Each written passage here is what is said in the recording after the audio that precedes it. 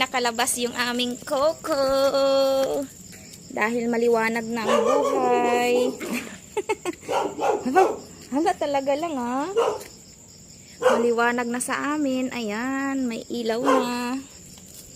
Ayan, bagong labas ang aming Coco. Nanibago. Nanibago ka ba, Coco? Ha? Kala mo kung makatakbo ka, hindi ka pwedeng tumakbo. May aso doon malaki. Hala, balik na, balik.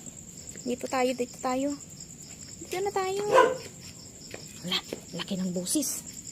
Hala, malaki ang busis. Dito na, dito na, dito na. Dito. Akyat. Sakay na, sakay na, sakay na.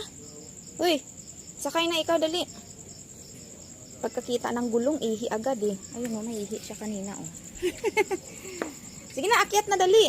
Uy,